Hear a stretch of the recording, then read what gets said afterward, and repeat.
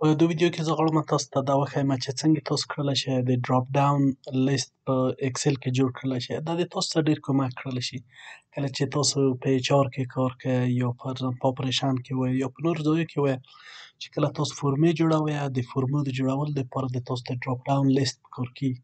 راشئ چې په عملي شکل باندې موږ وګورو چې څنګه یې ډراپ ډاون جوړولی شو. نو فکر وکړئ زه اوس دلته د یو څو ډراپ ډاون لیستونه جوړومه. تاسو د دوو صفحو دپاره ضرورت لرئ. یو اصلي فورم چې د تاسو وي او بل هغه صفحه چې په هغو کې د تاسو هغه د کنټرول معلومات وي. مثلا د مامورینو نومونه دي، رتبې دي، بست یې دی او تقاعد ورکوئ یا که یې نه ورکوئ. صحیح شو؟ مثلا دا معلومات به دلې په کنټرول پاڼه کې ولرئ او بل به د تاسو اصلي صفحه وي. نو تاسو چې غواړئ اوس په هر ځای کې ډراپ ډاون جوړ کړئ، په هغو ځای کې به کلیک وکړئ. نو دلته چې ما کلیک وکړ، صحیح شو؟ نو وروسته به راشئ تاسو به ډیټا ته چې راغلئ دلته به په دې ځای کې ډیټا والیډیشن پیدا کړئ. ډیټا والیډیشن باندې هم چې کلیک کړو، په سیټینګ باندې الف ته به راشئ، په الف کې به د واړه ویکتور باندې کلیک وکړئ، لیست به پیدا کړئ. لیست هم چې پیدا کړ، ډیټا سورس درته خلاصېږي. سورس چې خلاص شو، را به شئ کنټرول پاڼې ته. ښه، دې ځای کې به د ټولو مامورینو نومونه واخلئ، د دې په خاطر چې موږ د نوم ساحه وه او دغه دوې صفحې، دغه دوه چک مارکونه چې دي دا به هم دواړه اوکې کړئ. صحیح شو؟ دا به اوکې شي. نو ګورئ که چېرې تاسو اوس متوجه شئ دلې یو وړ مثلث پیدا شو. دغه وړ مثلث تاسو د هر چا نوم د ده مستقیم انتخابولی شئ. صحیح شو؟ ولید. اوس به راشو رتبې ته به هم په عین رقم باندې موږ ډیټا والیډیشن وکړو. ډیټا ته به راشئ، را به شئ دلې په ډیټا والیډیشن به کلیک وکړئ، دې ځای به لیست انتخاب کړئ. لیست هم چې انتخاب کړ، را به شئ سورس ته، کنټرول پاڼې ته.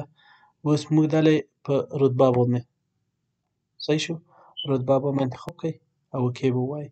صحیح شو؟ نو رتبې تاسو ته ټولې راغلې چې څوک یو رتبه یو دی، دوه دی، درې دی، څلور دی یا کومه رتبه ده. صحیح شو؟ دا هم ورته انتخابولی شئ. بیا به بستو ته راشئ. صحیح شو؟ بست باندې به دلې ډیټا والیډیشن ډیټا باندې به کلیک وکړئ، ډیټا ته به راشئ، ډیټا والیډیشن به پیدا کړئ. دا هم چې کله پیدا کړ، نو په دې کې به بیا تاسو لیست انتخاب کړئ او را به شئ ډیټا سورس ته. صحیح شو؟ نو تاسو به دا انتخاب کړئ او اوکې به ووایئ.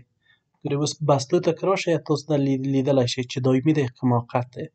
دا تاسو داسې هم کولی شئ چې دلې په کنټرول صفحې ته راشئ، تنها دوه دانې انتخاب کړئ. مثلا یو ووایئ چې دایمي مامورین دي، بل موقت دي. صحیح شو؟ نو اوس که چېرې تاسو راشئ د معاشاتو صفحې ته، په د بست باندې کلیک کړئ، نو تاسو به تنها دایمي او موقت ووینئ. صحیح شو؟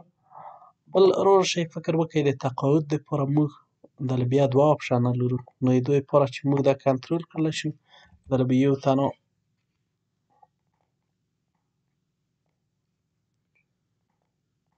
هو ووایو او بل به نه. صحیح شو؟ یعنې تقاعد لري که نه لري. بیرته به راشو د تقاعد صفحې ته، په ډیټا والیډیشن باندې به کلیک وکړو او د دې نه به انتخاب وکړو لیست. صحیح شو؟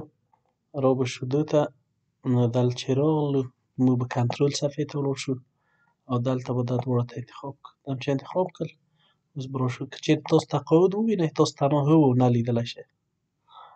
مثلا په فورمو کې د ایچ آر په فورمو کې تاسو نه پوښتنه کوي چې تاسو کوم جرم کړی که نه، تاسو کوم وخت زنداني شوي یې که نه، تاسو د کور د اعضاو کارمندانو دلته په دفتر کې کار کوه که یې نه کوه، تاسو فارغ شوي یئ که نه. د دغه رقم سوالونو دپاره دا ډراپ ډاون لیست ډېر کمک درسره کړلی شي. بیا هم په یاد وي چې تاسو کله ډیټا ته ولاړ شئ، په ډیټا کې به دلې ډیټا والیډیشن پیدا کړئ.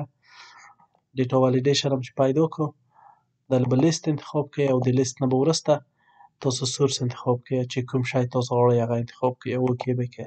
د تاسو دپاره به دغه رقم لیستونه جوړ شي او دا ډېر کمک درسره کوي ډیټا په انټري کې. ښه چانس.